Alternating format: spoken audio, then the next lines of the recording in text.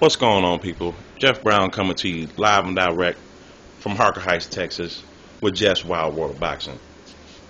I want to talk a little bit about some recent boxing news for the past weekend and give my opinions on that. But first and foremost, gotta speak my piece a little bit on this feud going on between blood boxing and tstreetz.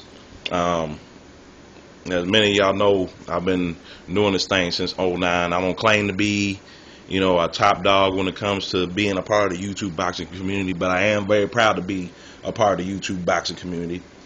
But to be honest, I don't know this tstreetz cat at all. I had never heard of him before now, but apparently they got some beef going between blood boxing and tstreetz, and from what I've seen, the few videos that I've seen, because I've been getting comments about it on my end, and people are asking me to speak my piece on it. And to be brutally honest, this has absolutely nothing to do with me. I've spoken my mind before to blood boxing in regards to certain things he said on certain videos. I've sent comments, I've sent video responses and things of that nature, and it's been nothing but respect. What I am a little bit upset about is that, the way I'm looking at it right about now, it seems to me like, this is basically just some childish bullshit going on over a video having to do with Jerry Sandusky, and you got name calling people, talking about folks' mamas and stuff. Look, fellas, we do this YouTube thing right here to get on here to talk about boxing. Now, granted, some of the things that have been said are very controversial, and let's just be real about it. There's no call for all that bullshit. I don't know what y'all cats are thinking, man. That shit right there is childish. And personally, from one fan to another, blood, you should know better than that, dude. You better than that. I support you 100%. And even though I don't know who this other cat is, I support him 100%. We get on here to do this thing, to speak our mind and our opinion on certain things, and that's what it should be. Everybody's entitled to their own opinion, but it should never, and I repeat, it should never get to a point where it gets to bullshit like this right here. This is ridiculous. Y'all grown ass men out here arguing like a bunch of little kids and shit. You know what I'm saying? And like I said, blood, I don't know you on a personal level, but we've spoken before through comments and whatever you want to call that. We don't know each other on a personal level, but from my perspective, dude, you should know better than that. You know what I'm saying? You got your man Carcino getting on here. There's people speaking out on this, and I don't know why it's even come to this. And it just disappoints me most of all, because I got comments coming my way telling me to speak my piece on it. So I'm saying my piece on it. Another thing I'm upset about is the simple fact that it wasn't that long ago that I just did a video here in the last few weeks, where the last time I spoke was in response to some comments that Blood had made, which I felt were, unwarranted. And basically, I made the statement that he needed to make sure his facts are straight. Now, it upsets me that you could take the time out to do this childish bullshit right here with this so-called beef that you got going on with this cat, and you couldn't even send me anything but a comment. I asked for a video response back, so I'm a little bit upset that you're willing to debate about some bullshit with a whole nother dude, and I asked for a personal debate between me and you, video to video, word for word, fact for fact. And you couldn't even give me the common courtesy to do that. A friendly debate is what I asked for, and instead you rather get into this childish bullshit. And yeah, I'm real upset about that, and I'm pretty heated. I'm not trying to bring no beef to you in no way, shape, or form, but I will say this: if you can't sit up here and have a simple debate with somebody when it comes to boxing knowledge, but you could take the time out to go and be childish, that kind of puts a damper on the way I look at the things that you say. And it makes me feel like, you know, you really don't give a fuck about the YouTube boxing community. Because if you can come out and say some childish shit like that, and then, you know, y'all are just doing this whole back and forth thing, that shit ain't cool. But at the same time, like I said, I'm going to leave that shit alone. That's y'all's thing. But real talk, y'all need to go ahead and squash that shit and let it go. That shit is childish, and it shouldn't be happening. But other than that, you know, once again, I extend out basically now, instead of just coming out, I'm telling you, you want to go fact for fact, knowledge for knowledge, I'm willing to take on you or anybody else out there when it comes to boxing knowledge. Because once again, I'm not a flow-mo. I ain't no pack-tard. I ain't none of these motherfuckers out here. I'm a fan of boxing first and foremost. My knowledge is correct. You know me. I get up, and everybody out here knows in this YouTube boxing community, when I come on with these videos, I'll bring you the facts. No papers, no nothing. I don't got nothing behind me. Everything is based off of what I get from right here. Nothing I ever say is not going to be a fact. And if my information happens to be wrong, I will gladly get corrected on it and go and research my history to make sure that I'm correct if I need to. But otherwise, I feel like I have the knowledge enough to say that I know what I'm talking about. Now, getting to the boxing news.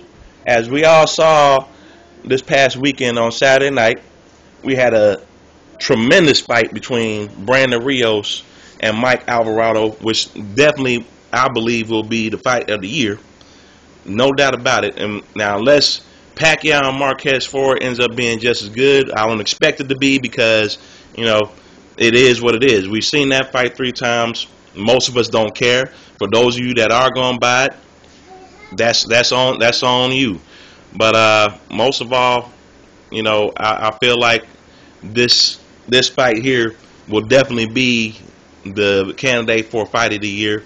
It was a great fight, toe-to-toe slugging from round 1 to round the end. I can't even think of the round that ended in right about now. I got to go back and watch the fight again. But tremendous fight. Going in, you know, I figured that Alvarado, being the bigger guy, and the fact that Rios was coming up in weight, and this was his first fight as a junior welterweight, I figured that it was going to be a really tough test, probably the toughest of his career up to this point. But he really did shine through and prove me and a lot of other people wrong. He carried the 140-pound weight limit very well. He looked more comfortable at this weight than he did at lightweight. And, you know, that gauntness and, you know, all that skinniness that he had in his last couple fights where he struggled to make weight, you know, it really did benefit him to make this move up in weight. Now, what does concern me, there's talk of him potentially moving up in weight some more at some point, but I'm going to be brutally honest and say that I think that he's probably found his niche. If he stays committed and continues to stay in shape, I truly believe that Brandon Rios will be a force to be reckoned with. And with that slugging, brawling, exciting style that he has, it's no doubt in my mind that he'll definitely be a star in this weight class. You know, if whatever happens with Pacquiao and Marquez, if he gets the winner of that fight, I'm sure that'll be a great fight. But let's just be honest. If he takes on Pacquiao will probably wipe the floor with him 9 times out of 10. But if he fights somebody like a Marquez or a Danny Garcia, hell, even Amir Khan, if he decides to come back to junior welterweight, which is looking like he's going to be fighting at welterweight from now on, you know, there's a potential there for some great fights. But overall, the 140-pound division right now is probably still one of the highest divisions in boxing, and it'll probably continue to be that way for a whole minute. So we're expecting to see some great fights coming out of that weight class. Also, got to give big props to Mike Alvarado for putting on a great fight. A lot of people were expecting this to be more or less like a Gaddy Ward type of fight. I didn't really see it that way, but, you know, for people that are fans of big fights like this, and the thing that's funny about it is, you know, the fight was a 10-round fight. Nobody was expecting it to go to distance because they were 2 hardcore sluggers, basically. And, you know, Alvarado, you really got to give the guy props. He tried to box a little bit, and It looked like throughout the fight he wanted to box, but Rios just wouldn't let up. And Alvarado, you got to take your hat to the guy, a true warrior. Now, I'm not of the same mindset that I feel like this fight should really warrant a rematch, because he was a beaten man by the time the referee got to him. Whether he wants to believe it or not, it was clear that he was out on his feet, and his heart and his intensity allowed that man to stay up on his feet, and that's, I think, why the referee really stopped the fight, to save him from himself, more or less. But once again, he put up a great fight, and for that to be an undercard fight, which I feel like it probably should have been the main event, but hey, Nonito Donaire was the main event, so that's what it is. We'll get to that in a minute, but yeah, can't say enough about this fight. It was a really good fight, and I would love to see more fights like this get put together. Unfortunately, the business of boxing doesn't always allow for great clashes like this to happen as often as we would like. But people want to make the argument that the UFC can put on the fights with the best fighting the best. But let's just be real about it. Even though I'm somewhat of an MMA fan too, I will take a fight like this over a UFC fight any day of the week, to be honest. And that's just the guy's honest truth. Toe to toe, slug for slug. That was a good fight, and I can't say enough about it. Now, the Nonito Donaire and Nishioka fight. Once again, just like anybody else out there, I understand why the crowd was booing, because they wanted to see get a taste of what they saw. And the feeling going into this fight was that Nishioka, being the fact that he had beaten Marquez, and he had been undefeated for the last 8 years, that a lot of people felt like that this guy was going to be a real tough test for Nonito. But I'll tell you what, it's obvious that this man didn't seem like he came to fight. He was obviously intimidated by the speed and skill of Nonito Donaire. And I'll tell you what, to me, as far as him being in this weight class, to me, even though Nishioka didn't come to fight, this was probably his best performance in this weight class, his most dominating performance. But I say dominating loosely for the simple fact that Nishioka seemed like he really didn't come to fight. And it is what it is when something like that happens. When you have a guy in there that would rather just survive rather than put up a fight, you have to do the best you can. And I think Nonito did the right thing by going on ahead and breaking him down round by round, because when you have a guy like that in front of you, you can only do what you can. You find the openings. If he's going to go into the turtle shell mode, like I like to call it, you gotta pick your spots and break your guy down, and eventually he'll fold. And I figured he would get him later on in the fight. Of course, like a lot of people, there were chances there in the early rounds that I felt like he probably could have pressed the fight a little bit more. If he had just went to the body a little bit more, I felt like he could have took him out a little bit earlier. Sure enough, Nonito's flashy. He's got decent power, but I think he should go to the body just a little bit more in that particular fight, and he probably gets Nishioka out there sooner rather than later than what he did. So, I basically, I knew that he was going to win the fight, but I just expected a more competitive fight out of that, and I was a little bit disappointed that we didn't get that type of a tactical fight like we've seen out of Nishioka before.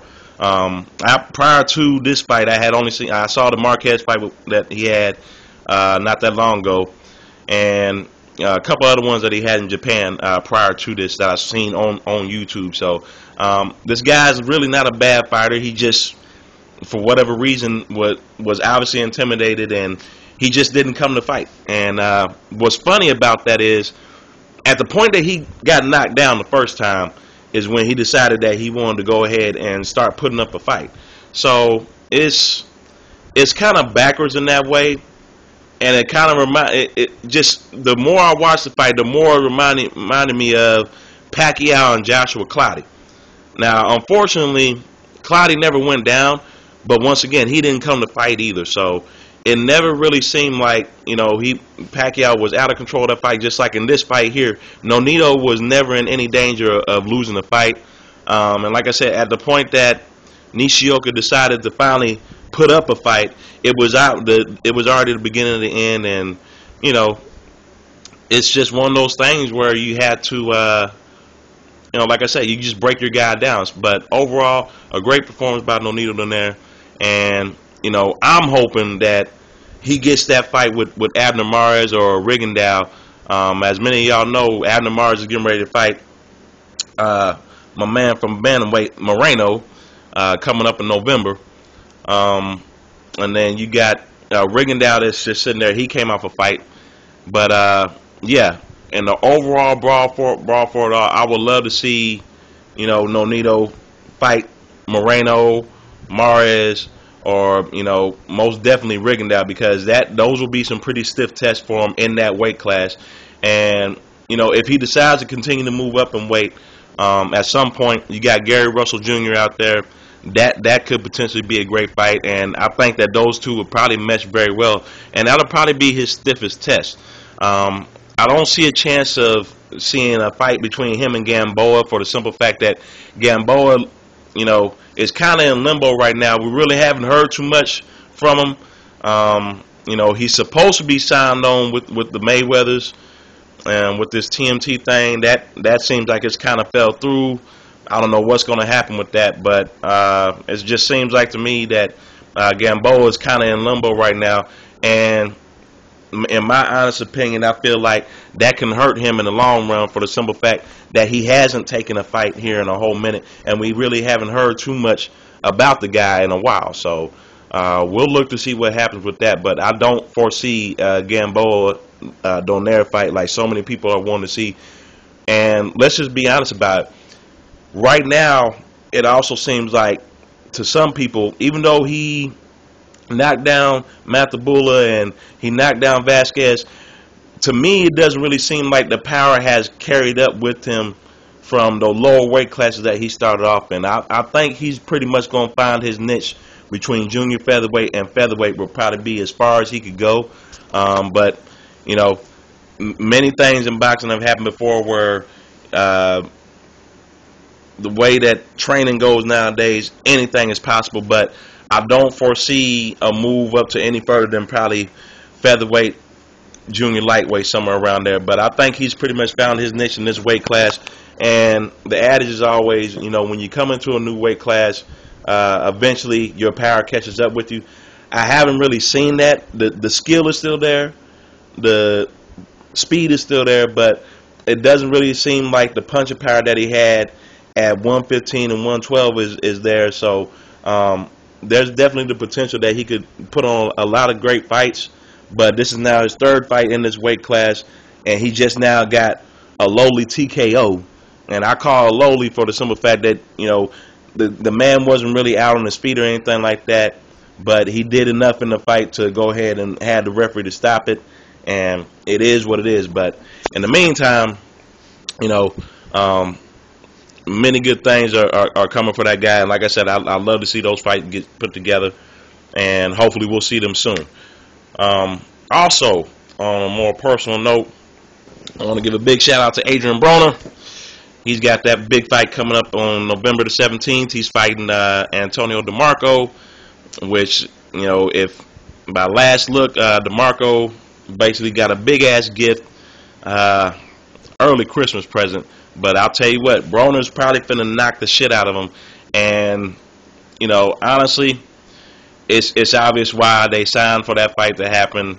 They know that the refs up at HBO probably lost a lot of time and space there on the pay-per-view to watch DeMarco knock that guy out in the first round and everything like that as quickly as he did. But, it was what it was, and unfortunately, we got what we got in that fight, and DeMarco won. There wasn't no doubt about it. Molina, I never really felt like it was out on his feet for that fight, but at the same time, you could have given the guy the benefit of the doubt. And I'll tell you what, to be honest, I feel like they should probably give that guy another shot, because I don't really feel like he really got a fair shake from the referee in that fight. And let's just be real about it. He never really had time to develop. He got caught with a good one, and he was stunned. And anybody knows in boxing, when you have a guy hurt, if you're smart about it, if you jump on him at the right time, you could probably get him out of there. But he didn't. Molina never looked like he was in any real danger or really seriously hurt that fight needed to be stopped. But it was what it was. So now Adrian Broner is going to go ahead and finish off the job that my man from Venezuela that died a few years ago, that took him out pretty easily. And Broner's going to wipe the floor with him easy. I predict this fight lasts no more than 5 rounds tops. I mean, if it goes past 5 rounds, I'll be pleasantly surprised. But guarantee Broner's going to knock this guy out, because we saw it already, once before. And DeMarco can be beaten.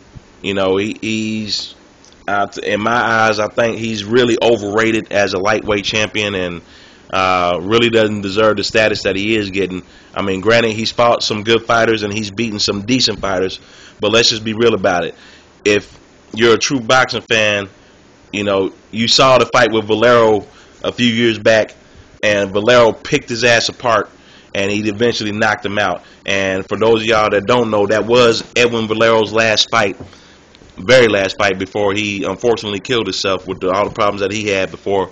But yes, if you want to know a blueprint on how to beat this guy, you saw it already, and Broner's gonna eat him up, guaranteed. He'll eat him up like he ain't nothing. And guarantee that Broner's gonna go ahead and continue to move up in weight.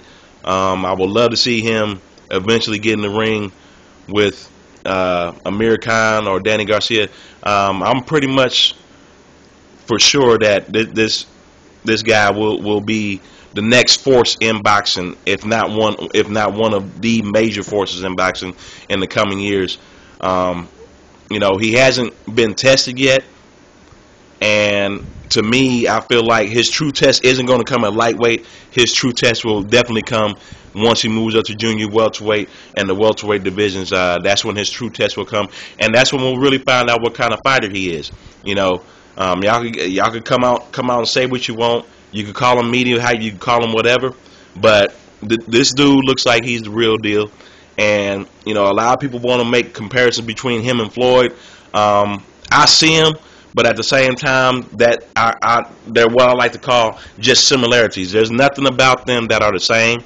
Floyd is Floyd, and the problem is the problem. They're two different people. The styles are similar, but I'll tell you what, Floyd is on a whole different level with this dude. Now, granted, they used to say the same thing about Zab Judah. They used to call Zab Judah Pernell Whitaker with punching power, and a lot of people are saying the same thing with Broner. He's got Floyd Mayweather style with a little bit of punching power to go with it. But I don't see it that way, because like I said, there's similarities there, but they're two totally different fighters.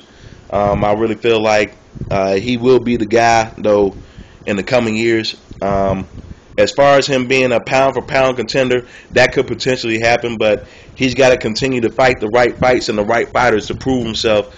And he's getting there, but he's not quite there yet. But I feel like I said, his true test will come at junior welterweight and welterweight. As far as some of the other fights that are coming up, not really too thrilled about too many of those, but at the same time, we've got some great stuff that's coming up in the coming weeks.